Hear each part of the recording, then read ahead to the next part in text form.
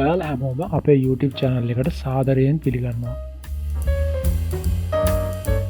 ඉතින් අපි අද ඔයාලව මේ එක්කන් යන්නේ ප්‍රංශයේ පැරණි බංගලාවක් සහ එහි ඇති සුන්දර උද්‍යාන බලන්න. Chateau de Sauce. එහෙමත් නැත්නම් ස්කූක්ස් මාලිගය. ඉතින් මේක පිහිටලා තියෙන්නේ පැරිසියේ මධ්‍යයේ සිට කිලෝමීටර් 10ක් විතර නිරිත පැත්තට වෙන්න. ස්කූක්ස්හි පිහිටි ග්‍රාමීය බංගලාවක් තමයි මේක. ඇන්ඩ්‍රෝලේ නොට්‍රේ විසින් සකස් කරපු ප්‍රමාණයෙන් විශාල මේ උද්‍යානයේ නිවස වශයෙන් සැලගෙන කොටස පිටත ගොඩනැගිල්ල සහ උද්‍යානය අපට දැක බලා ගැනීමට ඉඩ දීලා තියෙනවා. පැරණි මාලිගය ඉටි කරන්නේ 1670 වෙනි කියලා තමයි තොරතුරු සඳහන් වෙන්නේ.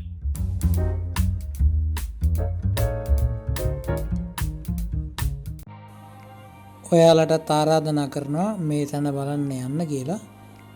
පැරිසියේ ඉඳලා මෙතෙන්ට විනාඩි 30කින් වගේ යන්න පුළුවන්. 600 meters වගේ තමයි තියෙන්නේ. ඉතින් මෙතන ඇඩ්‍රස් එක මම ඔයාට වීඩියෝ එකේ දාන්නම්.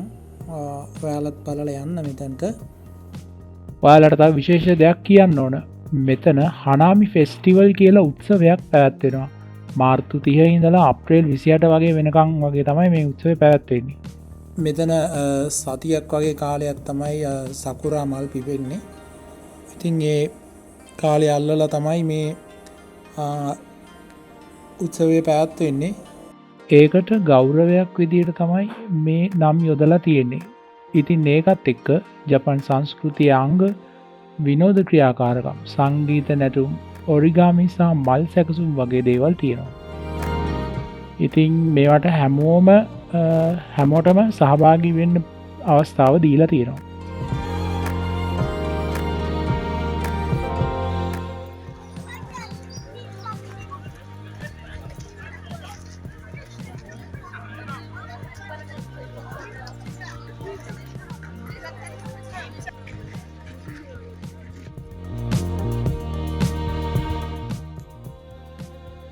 ඔයාලට මෙතන දැක ගන්න පුළුවන් විශාල පොකුණක්. ඒක ඇත්තටම ඉතාම විශාලයි.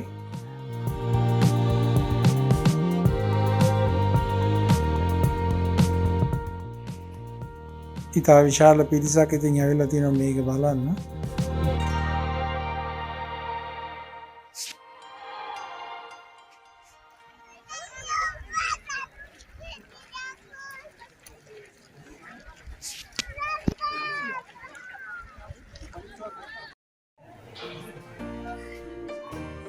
අපි දැන් මේ මාලිගය ඇතුලේ තියෙන දේවල් බලමු. ඉතින් ගොඩක් කෞතුක වස්තු වගේ දේවල් තමයි තියෙන්නේ. ගොඩක් වටිනාකමින් යුක්ත දේවල් තියෙන්නේ. පැරණි කෞතුක භාණ්ඩ. ඉතින් යාලා පාවිච්චි කරපු දේවල් මෙතන බලා ගන්න පුළුවන් අපිට. වගේම චිත්‍ර නිර්මාණ තියෙනවා. මේ තියෙන භාවිතා කරපු ඇඳන් ඒ දවස්වල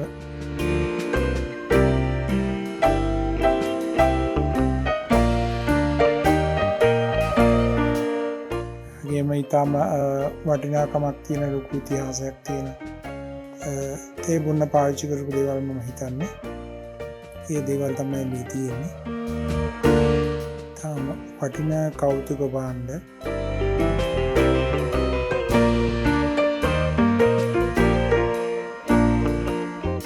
ඉතින් මේ මියුසියම් එක ඇතුළේ අපිට බලන්න පුළුවන් ඉතින් ඉතාම පැරණි දේවල් තියෙන්නේ. වටිනාකම යුක්ත දේවල් ගොඩක්.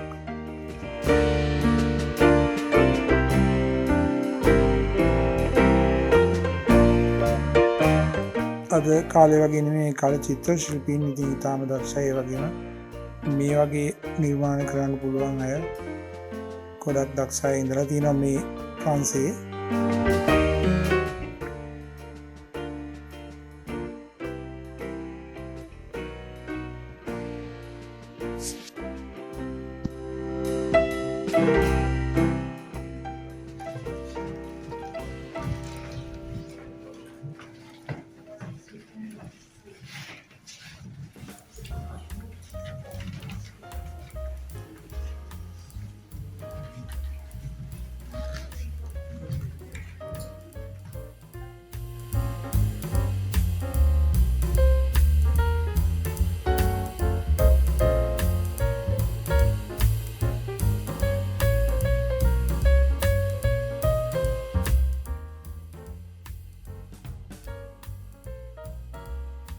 ඉතින් මේ තියෙන්නේ කාලේ ගත ආහාර.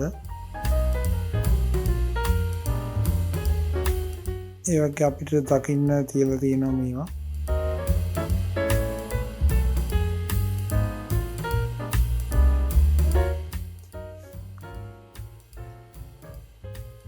මේ තියෙන්නේ කාලය ආලෝකය ලබා ගන්න පාවිච්චි කරපු දේවල්. විදුලිය නැති කාලේ ඉතින් ගොඩක් කලාවට ඉටි පන්දම් වගේ දේවල් දාලා පත්තු කරලා තමයි මේක පාවිච්චි කරන්නේ. ආලෝකය ලබා ගන්න.